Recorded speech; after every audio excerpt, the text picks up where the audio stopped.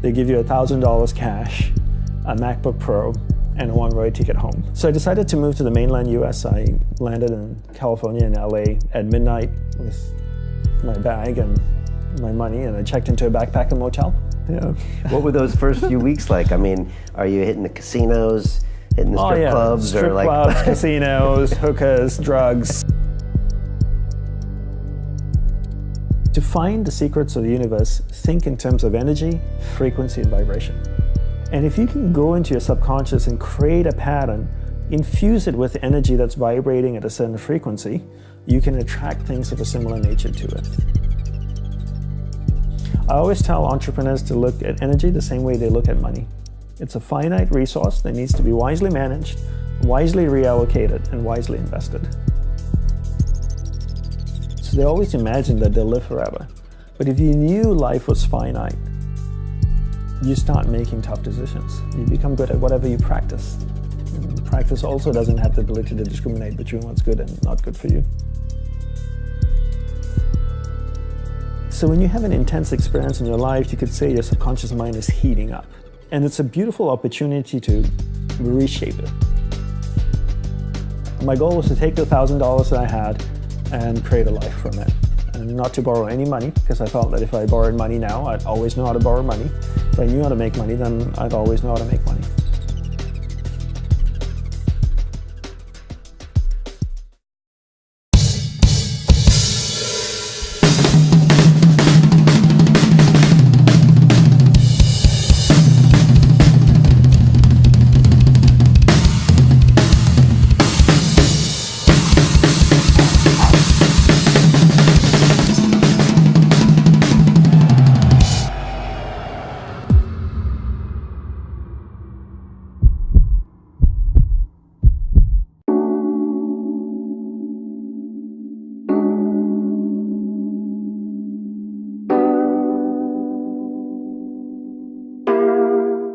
This week on the show, we have my good friend and Hindu monk, Dandapani.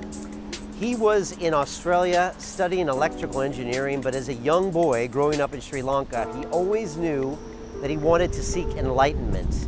And so when he turned 22 years old, he decided to pack up everything, move to Hawaii, and spend the next 10 years cloistered, away from his friends, away from his family, away from Starbucks coffee and everything that we take for granted. No internet, no iPhone, no nothing. And he became a priest. And he said the first year he got his robes and it's a lot of fun, but sooner or later you have to realize that the rest of your life is going to be spent in your own brain. And you find that you really have to come to terms with all the bad things about yourself, and at some point you break. And he broke inside the monastery, and he talked a lot about what he learned about himself and about life. And he left after 10 years and now lives in one of the craziest places in the world, New York City. And now he helps entrepreneurs deal with things like focus. And he had a lot of things to say about mindfulness and meditation. And he said there's no point in meditating for 10 minutes a day when the other 23 hours and 50 minutes are spent in madness. And so he's all about reducing things in your life, conserving your energy for the right people and the right things around you. And he has so many things to teach us. When I heard him talk about his time in the monastery, it felt to me like a psychedelic experience spent over 10 years of really coming to terms with what's really important in your life. And so he had so many great things to share, and you're really going to enjoy this episode, because how often do you get to speak to a monk that's been separated from us for 10 years? So sit back and relax. I think you're going to enjoy some fantastic things from Dandapani. And it makes me really think about what we're offering coming up in 2017 with our Life Accelerator class. I'm going to teach you how I find my own spirituality, how I meditate, how I form my subconscious brain through affirmations every day, and the things that I've learned from people like Dandapani, Ido Portal movement, dynamic meditation, Elliot Hulse, affirmations, all of these things. So keep an eye out for your email, because we'll be talking more about the Life Accelerator coming soon, January 1st, 2017.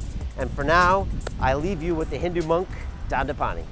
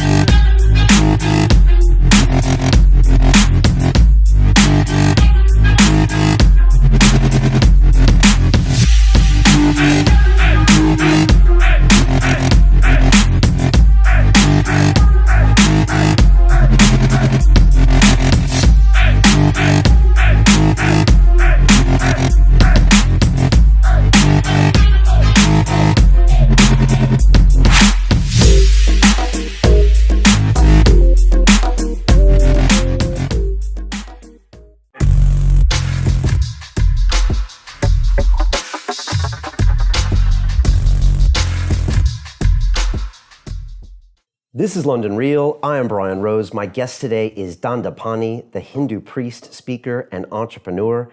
After graduating university with a degree in electrical engineering, you left it all behind to become a monk under the guidance of one of Hinduism's foremost spiritual leaders of our time, Sivaya Subramuni Yaswami. For 10 years, you lived a life of serious personal discipline and training at your guru's cloistered monastery in Hawaii. 8 years ago, you decided to venture out to teach your lessons in New York City and the rest of the world and make your spiritual tools applicable in everyday life. Dandapani, welcome to London Real. Thank you, Brian. I really appreciate it having me on here on your show. It's an honor to have you here. I was joking with the guys before that I think it was like 18 months ago, you, me, and Esther Perel were cooking food in a kitchen in Napa Valley. Yes. What a scene that was, right? I know. What a great conversation, too. Right. Yeah, and we had a crazy conversation and dinner afterwards, and that's how I met you and Joe DeSena and Phil McKernan all through that event. So I'm just really glad to have you here. Yeah, great to connect again. Yeah, and I really knew it was important to have you on. I'm sure you meet people all the time that want to spend more time with you. And so there's this sense about you that I just want to get to know you better and listen to you a little bit more, even though you don't have any kind of air that I need to listen to you, but it seems like you have some knowledge. And so that's kind of what I wanted to have you on the show. Oh, thank you. That intro probably threw people a bunch of curveballs because that's quite a story. Yeah. But when you hear something like that, what do you remember? I mean, as far as growing up and that whole path that led you to Hawaii? I would say the biggest thing is that I was very clear at an early age what I wanted to do. I had wanted to be a monk since I was about 4 or 5 years old. And ever since then, it was really a quest to find a teacher that could train me. And I met many wonderful teachers along the way, many gurus and monks, and I went and listened to them talk. And I'd always leave saying, I'm going to do everything they told me to do, which I did for about 4 or 5 days. And then all the inspiration, motivation went away, and I'd default back to who I was. And that's where the problem was. I couldn't sustain the change that I wanted. It wasn't until I met my guru, Subramuni Swami, and you said his name really well, by the way. Thank you, I practiced. Or Guru Deva, as we call him, which is, and it wasn't until I met him that I finally met someone that had really simple, practical tools and had a very systematic approach to spiritual growth and personal development, and very goal-oriented approach as well. And I loved his teachings, so I decided I'll be a monk in his monastery. Okay. Now, go back to 4 years old. How do you know at 4 that you want to become a monk? Because there's not really the monk cartoon, the monk action movie. So how did you know? That was Kung Fu with David Carradine. Yeah, true. Did you watch that when you were a kid? I did watch that when I was a kid, but I was a bit older then. But no, we lived in Malaysia, and a Sri Lankan monk had visited our home, and my mom invited him in, and traditionally in our culture, we would give a monk some clothes and some money and some food, and then, wish him well on his way. And as soon as I saw him, I said to myself, that's me. And I really recognized the robes he was wearing, the markings on his head, the beads, and everything about him just resonated with me. And he was my fireman. Like kids grow up and say, like, I want to be a fireman, or I want to be this. And that's everything about him just stood out to me, and I said, that's me. What do you think attracted you to him? Was it a peacefulness about him, or the fact that he wasn't chasing after certain goals? I don't think any of that. I think it was just more his dress, and I think what it did was it triggered a memory of a past life. I believe in reincarnation, and I believe I must have been a monk in a past life, either once or twice or many times before. And that's why it was so easy for me to want to become a monk at such a young age. But it wasn't until I was actually a little bit older, I think I was 8 or 9 years old, that I realized it wasn't really about being a monk. It was about enlightenment, and that was what I was seeking. The monk was the quickest or most efficient pathway to enlightenment. So the initial trigger was reminding me of the path that I was dedicated to, or am dedicated to. But the goal really wasn't to be a monk. The goal was enlightenment. And that came about because I realized at an early age of, maybe 8, 9 years old, that everything in life is transitory. Everything goes through a process of being created, exists for a while, and then it goes away. That's the enlightenment alarm. I love it. It goes off in about 5 or 10 seconds. So. No worries. The enlightenment alarm. That's right. Stopped. Enlightenment alarm. So we are enlightened officially now. We're gonna jump in. I love that. This is a sign, is all I've got to say. It's a good sign. I think we were talking about, you knew you were going to become a monk because of former lives. Yes, and also the point that I think, it wasn't really about being a monk, but at the end of the day, it was enlightenment I was looking for, because one of the things I realized in an early age that everything in life is transitory in nature. So things are created, things exist for a while, and then things go away. And I remember when I was about 8 or 9, my parents were taking me to my cousin's house for the birthday party. Very excited about it. Get to see my cousins and balloons and cakes and play. Get in the car, driving over there, super excited. Played for 4 or 5 hours. Get in the car, driving home. I remember looking out the window and going, it's over. And this is life. Everything goes through this cycle. I remember I was about 8 or 9, looking out the window very clearly one night, and just in the car as my dad was driving us home, and going like, this is it. Everything is created, everything exists for a while, and then everything goes away. What's the constant in life? Because if we're just here on this planet to go through that cycle, and I go like, that's a waste of time. It really is. So what's the constant in life? What is it in life that doesn't change? And I wanted to find that. And that was really the quest of my spiritual path.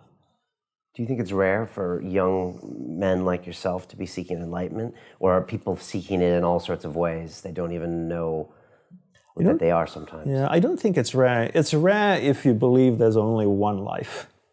Because then who's calling the shots, right? Why is one kid searching enlightenment and another kid searching something else? But if you believe in the process of reincarnation, that we're a soul living in a physical body, reincarnating, evolving over a long period of time, then one soul has just pursued a particular path and gone down it further than another person has. So for me, it's just the natural next step. Okay. Yeah, it doesn't make me any more special than the next person. Okay. It's just what I've decided to focus on. So I've just picked up where I left off from my previous life and just kept going. Okay.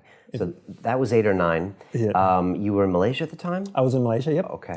And then my family migrated to Australia when I was a teenager. So I did a couple of years of high school in there, went to university, did engineering, met my guru after 2 years of being in engineering school, wanted to leave and join his monastery.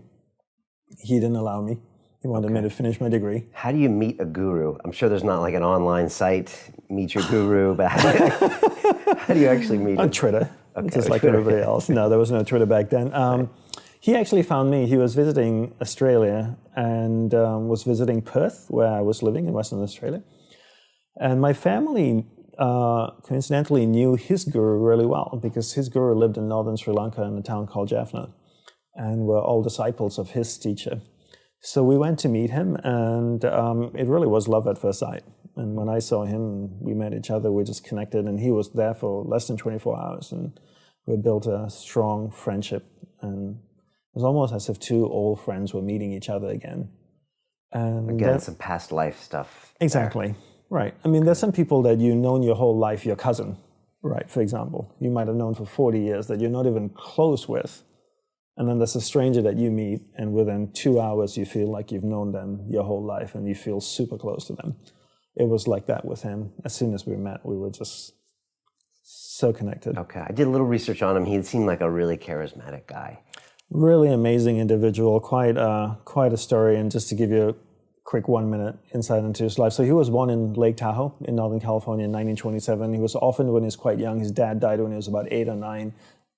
His mother died first, and then a year or so later his father passed away, and he was adopted by a close friend of the family at 10 years old, and she asked him, what do you want to do in life? And he said, I want to dance. So at 10 years old, he was very clear what he wanted, and so he started learning dance, and the people that trained him in dance were mystics from Europe. So not only did they teach him how to dance, but they also taught him how the mind works, how the body works, how his nervous system works, and how energy flows through his nervous system. And so he had amazing mystical training at such an early age in the 1930s. And then by 16, 17 years old, he was the premier dancer for the San Francisco Ballet Company. He was the best ballet dancer in America at that time. Decided to quit at the peak of his career when he was about 18 years old, 18 or 19. Jumped on the first ship to sail from San Francisco, from America to India after World War II. Took 3 months to get there.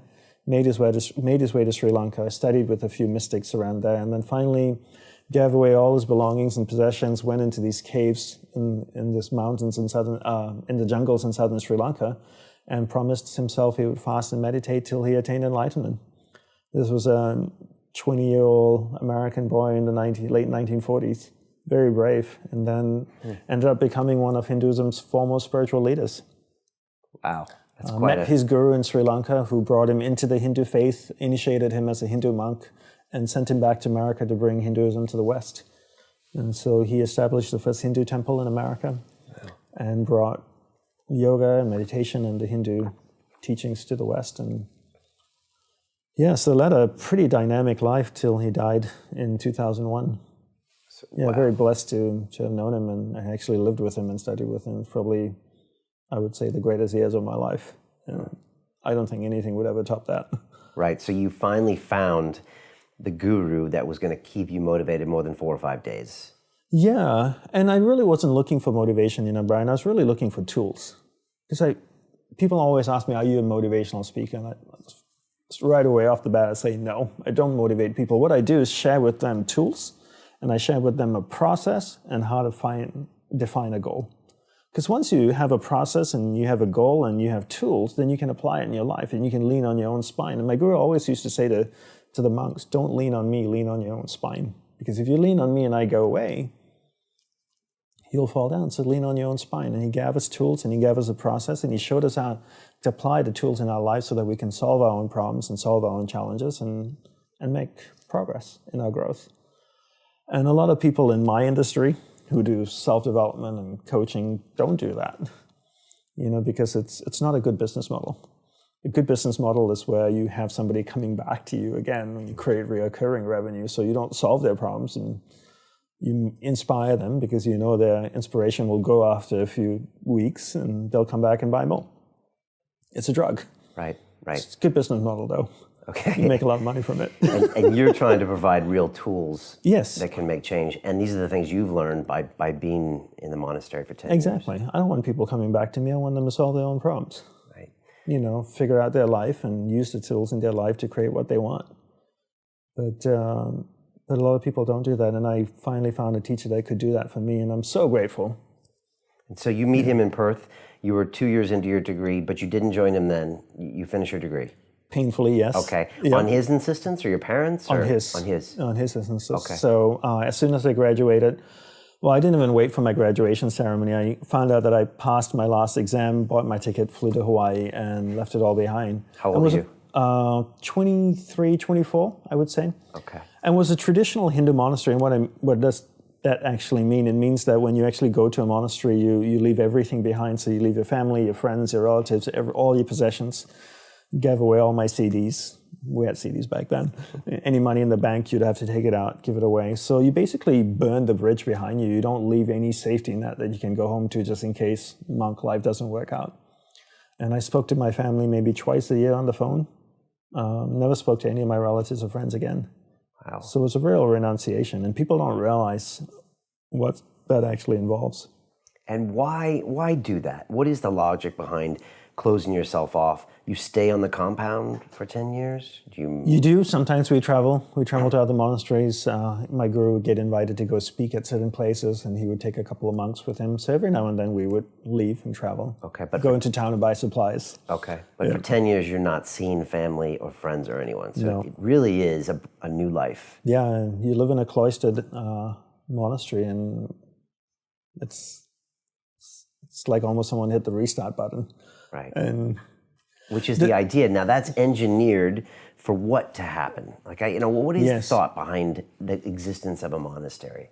Well, thank you for asking that question. Nobody ever asked me that before. Okay. The whole reason behind it, and I can only speak for Hindu monasteries, right? Every faith has monks, and they all have different philosophies and different beliefs.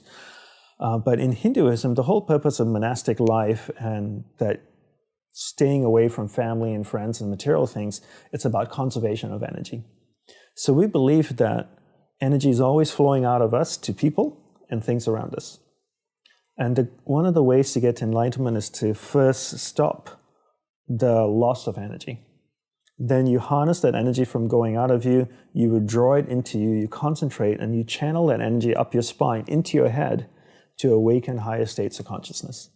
But in order to do that, you need to conserve as much energy as possible. The more people you have in your life, the more things you have in your life, the more energy you expand. It's almost like if you take a space shuttle that wants to go into space, what's it strapped onto? A rocket, right? Which is filled with fuel. But as soon as it gets past the Earth's atmosphere, what happens? It releases the rockets fall away, and the shuttle just keeps going. And you could almost say what you're trying to do is take your awareness and move it up your spine, into your head, into deeper states of consciousness. And to be able to do that, you need tremendous amount of energy. And that's why monks have very few possessions, few people in their life, and they practice celibacy as well. So celibacy is really about conservation of energy. At least in Hinduism, we don't look at sex as a bad thing. I mean, after all, we wrote the Kama Sutra, so we even have a manual for doing it right. Right. But it was all about conservation of energy. Right. So celibacy, minimizing material possessions, minimizing the number of people in your life. So a lot of times you hear people say that material things are bad. We didn't believe so. Every monk that joined the monastery got a set of robes, a set of beads, earrings, and a MacBook Pro. The MacBook Pro. Exactly. Every monk was issued a Mac. So we didn't believe that material things were bad. We believed that the simplification of it. Keep a few things that you really need and a few things that you want, and live your life that way. Okay. And it's all about preventing the loss of energy. Okay. So you join the monastery. Yeah. What is that? What are those first few days, right? Like the first few months and then the first year or two? I'm guessing you're super excited. You're 23, 24 years old. Yep. I'm going away. I'm going to dive in. I got this guru. I can levitate, walk through walls. You're wondering when you can start doing these things, right? Exactly. Do you still remember what those first few months are like? Is there monk hazing going on? I mean, is it Totally. There is. Yeah, because you go in and you're excited. Because everything you know about monastic life, it's what you've read in books, what you've seen in Hollywood movies. You watched a few episodes of Kung Fu with David Carradine, and you're going like, this is what monks do. Right, the candles, the rice paper. Totally walking slowly, sweeping the sidewalks, talking in this very soft, gentle voice, right? And it's nothing like that at all. And you go in and you're excited, and then the reality sets in. After a few months, after a year, you realize that this is going to be the rest of your life. You're going to be living in a cloistered monastery, leading a celibate life away from family, friends, and everything you know. The simple things of like food and drinks that you're accustomed to, chocolate and fruits, or your favorite dishes, your favorite drinks, just going to the beach, the things that you just want to do or been used to doing for the first quarter century of your life. You don't get to do anymore, and then that reality sets in, and it's quite painful because the subconscious needs to adjust, because the first 23 years of your life, it's grown up thinking a certain way, accustomed to a certain way of life, that you can go to your kitchen and open the fridge and just like have access to all kinds of food that you want. Just reach in and grab something, walk down the street, feel like a cup of coffee, walk into Starbucks and just grab something. No, you can't. And everything inside of you needs to adjust to a different way of life, and that's quite painful. And there's no rice paper and candles and martial arts. What is the day-to-day like? In our monastery, we had to be in the temple by 5:30 in the morning, so you could wake up at any time. Some monks woke up at 5, some at 4:45. I used to get up between 4 and 4:15 in the morning, get up, take a shower, I'd do some practices on my own in my little hut. I lived in a 10 foot by 10 foot by 10 foot tall square hut in the forest. And 5:30 we'd come to the temple, we'd have a ceremony together for about half an hour, then we meditated as a group for 1 hour. And people often think that monks meditated all day. We did not. Then we exercised from 7 to 7:30 for half an hour a day, which we were encouraged to do. Then we had breakfast, and then the monastery broke up. The monks broke up into 5 groups. There were 5 departments. One looked after the graphic design and web development. One looked after the finance and the endowments and paying the bills. One looked after the church congregation. One looked after the land. And we all went to work. So we worked till 12:30. 12:30 to 1, we were each assigned a place in the monastery to clean. So some cleaned the toilets, the pathways, the rooms. 1 to 1:30 was lunch. 1:30 to 3, we took a little nap, a little siesta. And then 3 to 6, we went back to work again in our respective departments. And then 6 to 7 was the free time. You could do whatever you want. Some monks exercised, some did carpentry. And then 7 to 9, we watched TV. And then at 9, we went to bed. You know the schedule like the back of your hand. Oh, did it for 10 years. 10 years. And my schedule was a little bit different after 3.5 years. After my guru died, I took on a little bit more of an intense schedule. Temple in the monastery had a 24-hour vigil system. So every 3 hours, there was a monk on duty in the temple. And this has been going on for about 46 years now. The monk was in the temple worshiping, doing chants, meditating, yoga. And it was really a shift. And my shift was from midnight to 3 a.m. So I would go to bed about 8:30 at night, wake up at 11:30, come in from my hut, shower, change, get dressed up like this, be in the temple by midnight. It couldn't be a second late. If not, I had to do another 3 hours. Be awake from midnight to 3 a.m. doing my spiritual practices, and then go to bed again by 3:30, wake up at 7:30 the next morning and go on with my day. Okay, so you're holding a constant vigil in honor of him dying, or there was always a vigil? It was always there. Okay, yeah. So you took that on. Yeah, and I did that for about 6.5 years, which was pretty intense. Is that exhausting? It was. And actually me and another monk did it, and so we did it, I did it for a month, then he did it for a month, and then we switched on and off. But waking up at 11:30 at night, for 6.5 years and going in, doing practices from midnight to 3 a.m. was probably one of the most intense things I've ever done. Okay. Because that's the time when you want to sleep the most. Right. Yeah. And all of this makes you start to examine yourself, right? Because Yes. you go inside because there's not this artificial stimulus that we're so used to. So I'm having a hard day, I get on Twitter, I'm a little bit depressed, I get a Starbucks coffee, I do this, I can, call up a friend of mine and have a quick chat. So the rest of us are kind of putting these artificial stimuli. I call them like patches, really. Patches, okay. Okay. Because if you're not feeling well, what do? You go online, right? You look at people standing at the bus stop for 10 minutes waiting for the bus. They get uncomfortable with being with themselves, they pull out the phone and they start engaging with something. Because to actually be with you is probably one of the most challenging things you can face in life. And the whole purpose of the monastery is to strip everything and everyone away from a person, and they're only left with themselves. You give them 2 sets of robes, put them in a little hut, and you go like, here, live with yourself. And it becomes extremely painful because there's no escape. Talk to me about that pain. There's no patch, right? Right. There's no Starbucks coffee, there's no food. We have 3 meals a day, no snacking in between. And you don't even eat your favorite foods, you just eat what's served to you. So where's the escape? There's no escape. Right. And so what did you start to learn about yourself?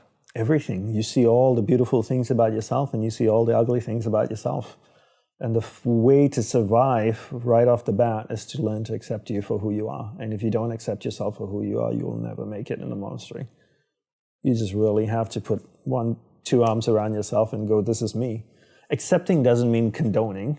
It's just acknowledging that this is where you are right now. You're made up of good things and not so good things, and it's okay.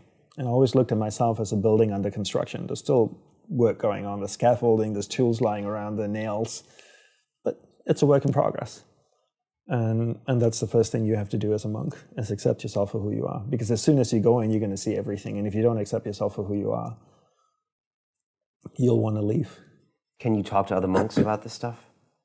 We were encouraged to talk only to our guru and not other monks, because they were all going through the same thing. And they were all going through their own journey. Can you feel their energy? Like, can you feel some people are struggling with themselves or having a hard day, or maybe some guys have a couple of bad years? Oh, yeah, for sure. I mean, because if you only have the guru to talk to, I mean, it seems like you could get stuck. Well, every now and then we would chat with each other, but we were encouraged really to talk only to the guru. Because you don't really want one monk dumping his problems on another monk who's going through his own stuff. Nobody wants to see that. No, right? Nobody wants to see that. Exactly, Okay. Depressed monk. I mean, it's like terrible. And what would some of the things that your guru said to you, do you remember, like, to kind of, I don't know, counsel you at these times? He always defaulted back to, are you doing your practices every day? And my answer whenever I went to see him was always no. I'd fallen behind in my practices. And then I would just get up and leave.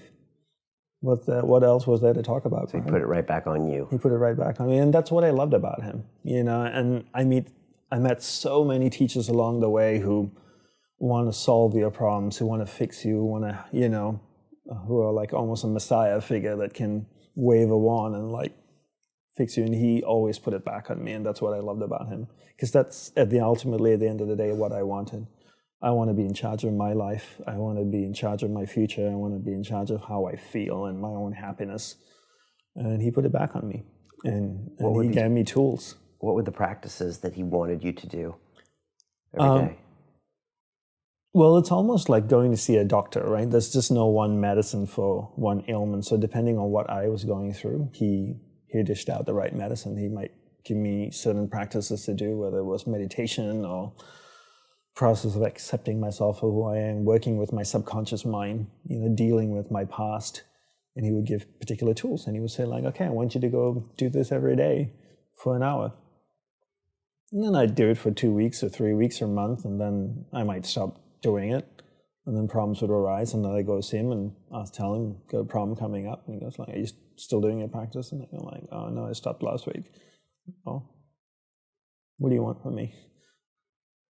Get back to work. Yeah, well, I mean, if I go see a doctor and he gives me pills, and I take it for 2 weeks, and then I stop taking them, and then I have symptoms again, and then I go see the doctor, and I go like, symptoms came back. Are you taking your pills?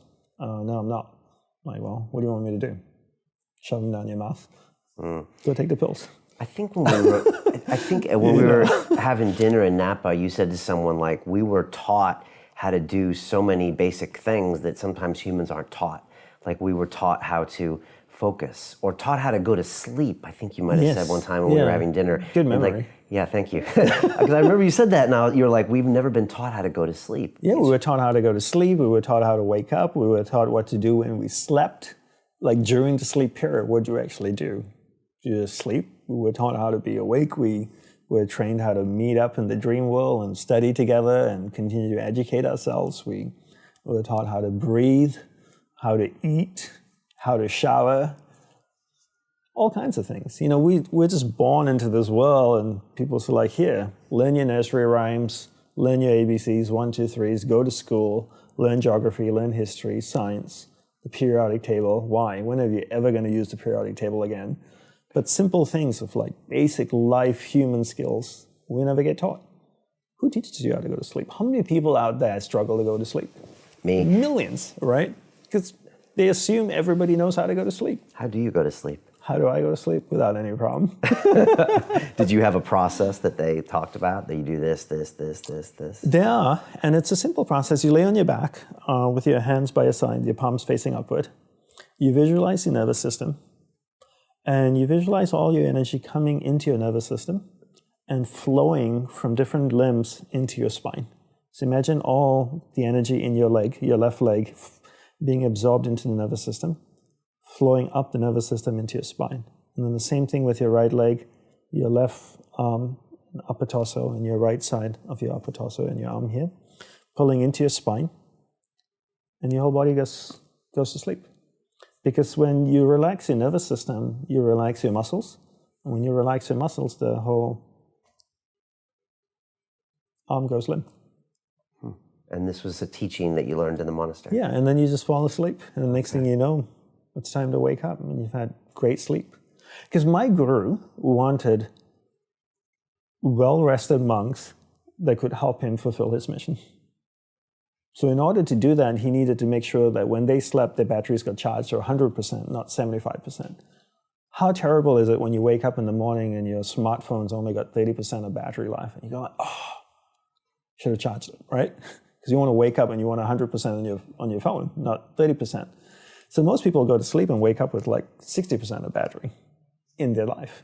And for me, my goal is to go to sleep, be fully rested, and wake up with 100% of energy so that I can go and have a dynamic day and do things that I want to do. Okay. And eating, taught you how to eat as well? Yes. Can you? How to focus on eating, how much to eat. We had a rule in the monastery that your first serving should fit in both hands. Okay. If you're still hungry, go back, and whatever fits in one hand. One hand. So hopefully you don't have two big hands. But it's a simple rule like that. Simple rule, and right? Do you eat slowly? Do you visualize the food? Do you think about these things? You eat slowly. You chew your food properly. When we had lunch, we sat together and had lunch. We weren't watching TV. We weren't doing anything else. We weren't reading a book. We're just focused on eating and enjoying our food. I had some scrambled eggs before you got here, and I was eating them, and I was eating them fast because I was getting ready for you, and I was like, I bet Dandapani would be like, Brian, enjoy your eggs. Think about your eggs. Think about where they came from. You know? And then my guru would say similar things like, enjoy your food, you know, it nourishes you, and take time and actually enjoy eating it. The meditation was an hour a day, which most people thought you might be meditating 12 hours a day. But you've said before that you were preparing for that meditation the entire day. Exactly. Can you explain how that? Yeah, and this is the concept people don't get, right? People think that the more you meditate, the better it is. So 20 minutes of meditation is not as great as 3 hours of meditation. And it's actually not how we work. For us, we believed in quality as opposed to quantity. We spent the whole day preparing to meditate. So in Hindu philosophy, what comes before meditation? Concentration. Concentration comes before meditation. So you need to learn how to concentrate in order to meditate. And we believe that you can't meditate if you can't concentrate. So we spent the whole day focusing on concentration. So when I spoke with someone in the monastery, I spoke with another monk, I gave them my undivided attention. When I worked on my laptop, I focused on working on my laptop. When I swept the sidewalk, I focused on sweeping the sidewalk. So throughout the day, I'm practicing concentration. Now when I go to sit down to meditate, I'm really focused, and I can have a dynamic meditation session. And I always use the simple analogy of, take Usain Bolt, for example, the sprinter, right? I don't know much about him except he won 3 gold medals, fastest man on earth, from Jamaica. I can make an assumption, and tell me if I'm wrong, that his whole day is structured, that he eats the right kinds of food and drinks the right amount of water. He goes to the gym. If you look at the boy, he's ripped, right? Probably works out, runs every day, I'm sure, sprints, does all kinds of things. But his whole day is preparing him for 9.57 seconds or whatever it is his world record is, not the other way around. And people come up to me all the time, Brian, and they say, Dandapani, I'm so stressed out. I've got so much happening in my life. Do you think if I meditate for 5 minutes in the morning, it'll help my whole day? I'm going like, well, what are you doing the remaining 23 hours and 55 minutes? That's what I want to know. Because if you try to meditate for 5 minutes in the morning and the rest of the day you just live a chaotic life, that's not, it's a good start, but it's not really helping you. It's like eating a carrot in the morning and then eating hamburgers and fries all day and hoping to have a healthy diet. You have to understand that your whole day, your lifestyle is what's going to support your meditation practice at the start, and then your meditation practice grows, and then it turns around and supports your lifestyle. Right. But not the other way around. You don't create a meditation practice to support your lifestyle. You create a lifestyle first, meditation second. Then meditation affects the lifestyle, not the other way around. And everybody in the West has got it backwards. And what should we be doing with our lifestyle to make it to where it's maybe more meditation friendly? Well, a couple of things. I would say one is simplify your life. Everybody's so busy. Everybody's got a lot of things to do. We don't actually have a lot of things to do. Right. We like being distracted because then we don't have to think about ourselves. And we don't have priorities in life. Most people don't have clear priorities in life. For me, my goal is to simplify my life, simplify the number of people in my life, and simplify the number of things in my life. We only have a finite amount of energy each day, right? But every year, we have more people in our lives. Is that a fair statement? More Facebook friends, more people you're connected with, but your energy stays the same. So that's not a proportionate growth. If your energy is increasing every year proportionately with the number of things and people in your life, then we don't have to talk about this. But your energy level is the same. But the amount of people and things in your life are growing almost exponentially. So that doesn't work. So for me, it's always about simplifying first the people and things into your life, into who and what's most important, taking that finite energy that you have each day and focusing. Second step is learning how to focus and concentrate that finite amount of energy into the people and things that truly matter. Now you start to create a lifestyle that you actually love because you invested into people and things that matter. And the byproduct of that is happiness. And you said happiness is not a goal. Is that correct? Yes, happiness is not a goal. And if you ask most people, what do you want in life? They say, I want to be happy, right? Would that be a fair statement? I mean, Yeah, literally, it's in the U.S. Constitution, I think, the pursuit of happiness. the pursuit of happiness. Right. I always say you should never pursue happiness. Don't pursue happiness. Pursue a lifestyle where the byproduct of that lifestyle is happiness. So happiness comes as a byproduct. I spend time with the people that I love. What is my byproduct? I'm happy. I spend time with people I don't like. I'm not happy. So don't pursue happiness. Pursue a lifestyle that gives happiness. But in order to pursue that lifestyle, you need to be clear what you want in life. What's your purpose in life? And people don't know this because they don't spend any time with themselves. You said, you remarked, I think one time you sat down with a bunch of entrepreneurs, and we'll get to later where you went after the monastery, because now you travel the world speaking with, high caliber entrepreneurs. And you asked them what's their purpose in life, and nobody could answer. Although I'm sure they could give you their business model like the back of their hand, but they couldn't tell you their purpose, right? No. I remember a few years ago, I was in Australia and spoke at an event with some very, very successful entrepreneurs, and they took me out to dinner afterwards, and there was 4 guys and 2 ladies and 2 wives, and everybody else had left, and we had dinner. It was like 12:30 in the morning, maybe our 3rd or 4th glass of wine. And I asked everyone at the table. You drink wine now? Sorry? You drink wine now? I do. Actually, I had my first glass of alcohol in the monastery. Oh. I never touched alcohol at all until I joined the monastery. And we brewed our own beer in the monastery. Okay. Monks invented beer. I don't know if you know that or not. No, what's it? What is it? Oh, they invented beer, right? And champagne, right? Or probably, they brewed something. Okay, so you went to the monastery and started drinking. Okay. Went to the monastery, started drinking. And so I was having wine with these entrepreneurs, and I asked them, I think it was like 12:30 in the morning, I asked just everyone at the table, what's your purpose in life? Nobody could answer. 2 people said, I don't know. 2 guys rambled on for 5 minutes, which meant they had no idea. One lady had no, one of the wives said, I don't know. The other wife started talking, and then she broke down and attacked her husband. There you go. Simple question. What's your purpose in life? No idea. What color is your tie, Brian? I think it's red. It's red, right? I mean, not very difficult to answer. But people don't know because they never spend any time with themselves. I always say, people make time for everything and everyone else in their life, but they never make time for themselves. If you go up to someone who you know and say, like, would you like to catch up for coffee? Let's do coffee. They're like, oh, I can't this week, but I can next week. How about Thursday, 7 p.m.? Perfect. I'll see you at this place. When was the last time someone is willing to take time out of their life to spend time with themselves? So if I wanted to get to know you, and we've had one dinner, and we had a great conversation, we're spending time here.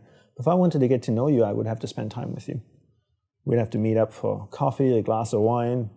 If I really want to get to know you, maybe we meet up once a week. Every Friday night, we go out for a glass of wine. We chat for a couple of hours. After a year, I'd get to know you really well. You'd get to know me really well. But it requires me spending time with you.